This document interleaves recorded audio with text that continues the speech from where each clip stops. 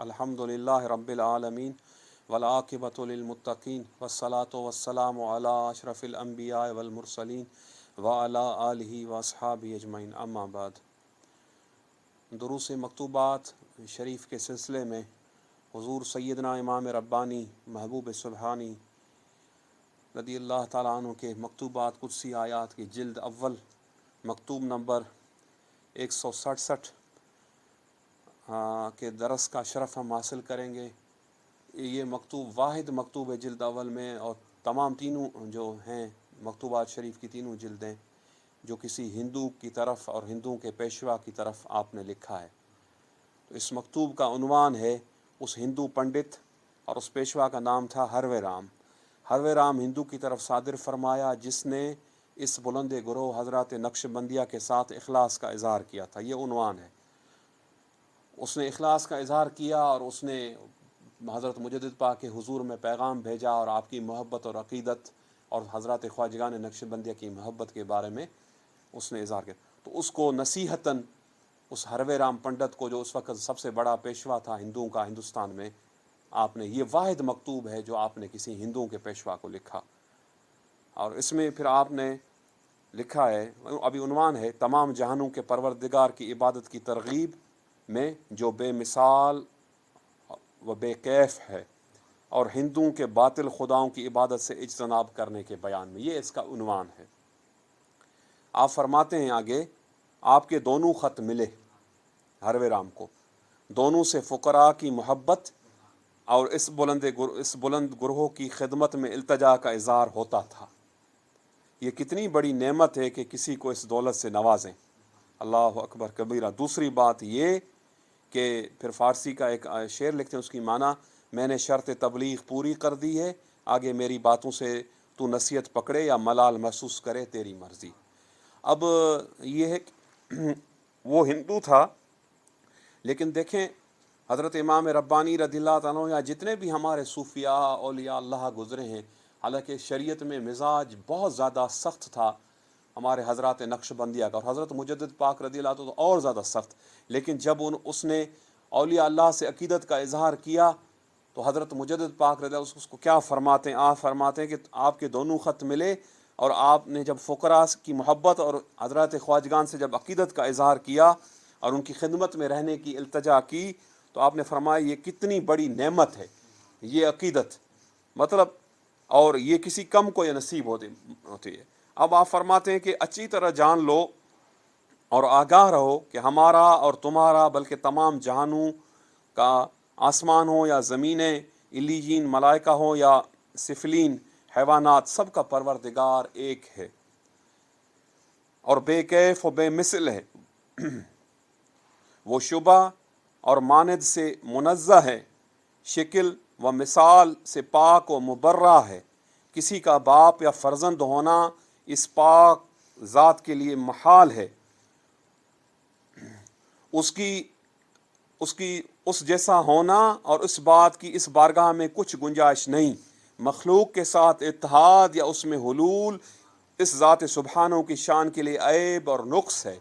जो हिंदुओं का अकीदा है कि हुलूल होता है, और बाज़ जाहिल सूफिया भी ये कहते हैं कि हुलूल होता है नेक रूहों का या बद रूहों का इंसान के वजूद के अंदर, तो और उसमें फिर वो उसमें मुख्तलिफ उसकी तौजीहात पेश करते हैं और कहते हैं कि अल्लाह सुब्हानहू तआला की ज़ात पाक का इसमें हुलूल हुआ है।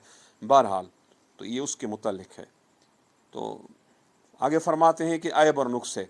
इस जनाब कुदस के लिए किसी शय में पोशीदा होना और किसी शय में पोशीदा होना और किसी शय में ज़ाहिर होना कभी है। वो ज़माना में नहीं, क्योंकि ज़माना उसकी मखलूक है। अल्लाह अकबर कबीरा। वो किसी मकान में भी नहीं, क्योंकि मकान भी उसी का पैदा किया हुआ है। उसके वजूद का आगाज़ नहीं, उसके बका की निहायत नहीं। जो भी खैर व कमाल है उसी ज़ात सुब्हानहू के लिए हासिल है, और जो भी नुक्स व ज़वाल है वो इस बुलंद ज़ात से मसलूब और दूर है। बस मुस्तहिक इबादत सिर्फ वही बुलंद ज़ात है, और लायक परसतिश भी वही सुब्हानहू तआला है। राम और कृष्ण और इनकी मानद और जो हिंदुओं के माबूद में सब अदना मखलूक हैं, और उन्हें माँ बाप ने जना है। رام دशरथ کا بیٹا ہے، لچمن کا بھائی ہے، اور سیتا عورت کا شوہر ہے. ٹھیک. جب رام اپنی بیوی سیتا کی نگہداشت نہ کر سکا بلکہ راون اسے چھین کر لے گیا تو وہ دوسرے کی کیا مدد کرے گا؟ اس میں حضرت مجدد علیہ فیضانی رضی اللہ عنہ اس کو نصیحت کی کہ رام اللہ کی مخلوق تھا، اللہ کا تخلیق نہ تھا. اس کو عورت نے جنا تھا، اس کے باپ کا نام بتایا، اس کی ماں کا نام بتایا، اور اس کی بیوی کو جب ایک شیطان راون، جو بقول ہندو میتھالوجی کے اوپر، اگر آپ ہندو رامائن کو پڑھیں یا ہندو میتھالوجی کو پڑھیں تو اس ہندو میتھالوجی کے مطابق کہ وہ 15 سال تک وہ سیتا جو تھی جن کو یہ پوجتے ہیں رام کی بیوی، وہ راون کے قبضے میں رہی. اس کے بعد وہ ایک یہ کہتے ہیں کہ ایک ان کا رام کا ایک بھگت تھا، وہ بندر ہڑومان، وہ بندر گیا اور 15 سال کے بعد سری لنکا پر حملہ کیا اور سیتا کو اس نے بازیاب کرا. یہ ہندو میتھالوجی ہے، اس کو کہتے ہیں ہندو میتھالوجی. ان کی رامائن میں موجود ہے، ان کی تمام کتابوں میں موجود ہے. یہ داستان ہم نے اپنی طرف سے نہیں بیان کی. تو وہ انسان تھے، وہ معبود نہیں تھے. رام کو یہ خدا کر کے پوجتے ہیں، رام کی بندگی کرتے ہیں. تو حضرت مجدد علیہ فسانی فرماتے تھے اگر وہ خدا ہوتا، نعوذ باللہ من ذالک، وہ خدا تو نہیں تھا، اور اتنا وہ بے بس تھا کہ وہ پھر اس کے بعد وہ عورت اس کو واپس ملی. ہم کسی پر تنقید کسی مذہب پر نہیں کرتے، لیکن یہ ہندو میتھالوجی جو ہے، وہ ہندوؤں نے جو اپنی تمام کتب میں لکھا ہے وہ حقیقت ہم آپ کو بتاتے. اور یہ بھی انہی کے اصلاح کے لیے اس مکتوب میں جو ہندو ہیں یا جو رام کو اپنا معبود مانتے ہیں، اس کے بت بناتے ہیں، اس کے مندر مانتے ہیں، اس کو پوجتے ہیں. تو رام تو انسان تھا اور دشرت کا بیٹا تھا، اور لچمن کا بھائی تھا. لچمن اس کا چھوٹا بھائی تھا جس کو یہ دوسرے نمبر پر تھے، اور سیتا اس کی بیوی تھی. تو پھر آپ فرماتے تھے کہ عقل دور اندیش سے کام لینا چاہیے، ان کی تقلید نہیں کرنی چاہیے. ہزاروں درجے شرم و عار کی بات ہے کہ کوئی تمام جہانوں کے پروردگار کو رام یا کرشن کے نام سے یاد کرے. حضرت مجدد فرماتے ہیں کہ جو تمام جہانوں کا رب ہے، پروردگار ہے، وہ تو سب کا ہے نا. اس نے سب کو تخلیق کیا، ہندو کو، مسلمان کو، عیسائی کو، یہودی کو، سکھ کو، آتش پرست کو، اللہ نے تخلیق کیا نا.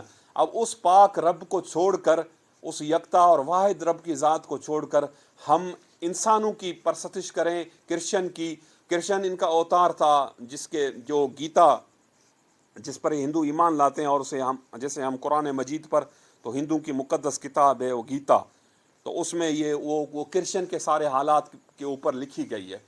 اور اس میں وہ جو کرشن کے ساتھ جو ہے وہ جو لڑائی ہوئی تھی کورو اور پانڈو کی، تو کرشن جن کے ساتھ تھا، ان کا اوتار ہے مشہور کرشن، جس کو شری کرشن یہ لوگ کہتے ہیں. اس میں وہی داستان ہے، وہی میتھالوجی موجود ہے، اور اس میں ایسی نہ کوئی توحید کی بات ہے، نہ کوئی دین کی دعوت کی بات ہے.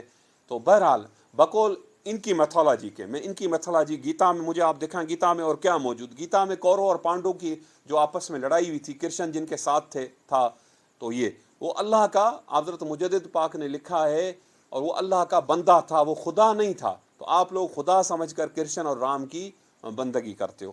اس کے متعلق تو اس طرح ہے. تو پھر آپ فرماتے ہیں کہ یہ تو اسی طرح ہے کہ کوئی عظیم الشان بادشاہ کو کم ترین خاکروب کے نام سے یاد کرے. یہ تو اللہ تعالیٰ کی سراسر توہین ہے کہ وہ عظیم الشان بادشاہ، وہ خالق اور مالک تمام جہانوں کا، جس نے انسانوں کو بنایا، پیدا کیا، اس کو ہم اس کے ادنا سے ادنا کم ترین جو جھاڑو دینے والا ہے، جو خاکروب ہے، جو سویپر ہے، اس کے نام سے یاد کریں. رام اور رحمان کو ایک خیال کرنا نہایت ہی بے عقلی کی بات ہے. آج کل یہ عام طور پر یہ ہندو اور مسلمان جو وہ یہ کہتے ہیں کہ رام اور رحمان ایک تھے، اس میں باقاعدہ اور ہندوؤں کو تو چھوڑیں، مسلمانوں کے اسکالر اور جو چند کتابیں پڑھے ہیں وہ بھی کہتے ہیں کہ کوئی فرق نہیں تھا، رام ایک تھا اور رحمان ایک تھا. تو رام بندہ تھا، انسان تھا. رحمان اللہ تعالیٰ جو ہے، رام رحمان کی مخلوق ہے، کوئی ایک نہیں تھا. اللہ تعالیٰ ایک ہے، واحد ہے، یکتا ہے، یگانہ ہے، اور اس کی شان وہ وحدہ لا شریک لہ ہے. تو فرماتے ہیں کہ رام اور رحمان کی کو ایک خیال کرنا نہایت بے عقلی کی بات ہے. تو پھر فرماتے ہیں کہ ہاں، اور بے مثل ذات ممکن کے ساتھ متحد نہیں ہو سکتی. اللہ کی ذات بے مثل اور بے مثال ہے. تو اللہ کی ذات ممکن کے ساتھ جو کیسے متحد ہو سکتی؟ رام اور کرشن کی پیدائش سے قبل پروردگار عالم کو رام اور کرشن نہیں کہتے تھے۔ ان کے پیدا ہونے کے بعد کیا ہوا کہ رام اور کرشن کا نام اس ذات سبحانہ و تعالیٰ پر بولتے ہیں، اور رام اور کرشن کی یاد کو پروردگار کی یاد قرار دیتے ہیں۔ تو فرماتے ہیں خدا کی پناہ، پھر خدا کی پناہ۔ ہمارے پیغمبر علیہ الصلاۃ والسلام، جتنے ہمارے پیغمبر گزرے ہیں وہ کم و بیش 1,24,000 ہیں۔ انہوں نے مخلوق کو خالق کی عبادت کی ترغیب دی، یعنی اللہ تعالیٰ کی، اور غیر اللہ کی عبادت سے منع کیا، یعنی اللہ کے جو غیر ہیں، یہ جو بت ہیں ان کو ہم غیر اللہ کہتے ہیں، یہ جو مندر ہیں، یہ جو مورتیاں ہیں، ان کو غیر اللہ کہا جاتا ہے۔ ان کی بندگی مت کرو، ان کی عبادت مت کرو، ان کی تعظیم مت کرو، واحد اور یکتا اور یگانہ اللہ رب العزت کی بندگی کرو۔ جتنے پیغمبر ہوئے 1,24,000، تو اور اپنے آپ کو اس کا بندہ عاجز سمجھا ہے۔ ان تمام پیغمبر جو باوجود اللہ کے پیغمبر تھے، نبی تھے، مقام محبوبیت پر فائز تھے، اور وحی کے ذریعے سے وحی سے مشرف تھے، اور الہام سے مشرف تھے، کتابوں اور صحیفوں سے مشرف تھے، لیکن اس کے باوجود اللہ کی ذات کے سامنے اپنے آپ کو اللہ کا عاجز بندہ ان تمام پیغمبروں نے، انبیاء اور رسل نے تسلیم کیا ہے۔ تو بہرحال وہ اس ذات تعالیٰ کی ہیبت اور عظمت سے ڈرتے اور لرزتے رہے ہیں۔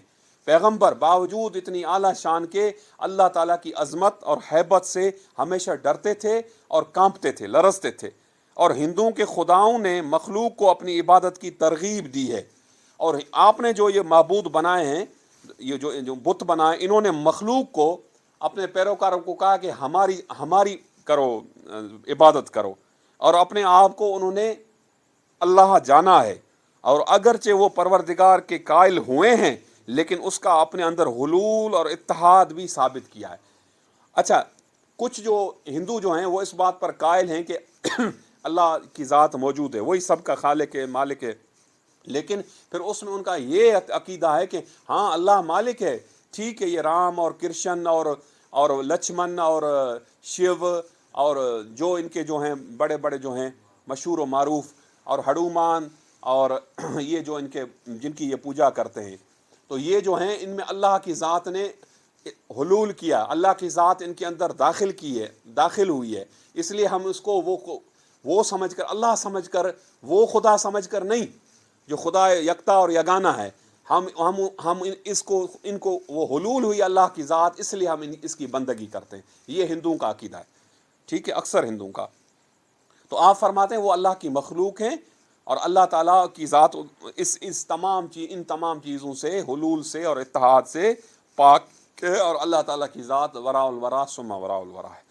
پھر آپ فرماتے ہیں کہ اس بنا پر مخلوق کو اپنی عبادت ترغیب دی۔ پھر آپ فرماتے ہیں اور اپنے آپ کو معبود گردانا ہے، اور انہوں نے اپنے آپ کو معبود کہا ہے کہ ہم معبود حقیقی ہیں، ہم خدا ہیں، اور جو بندے ہیں وہ ہماری عبادت کرتے ہیں، اور بے تحاشا حرام چیزوں کے مرتکب ہوئے ہیں، اس گمان میں کہ الہ اور معبود کے لیے کوئی شے ممنوع نہیں، اپنی مخلوق میں جس طرح چاہے تصرف کرے۔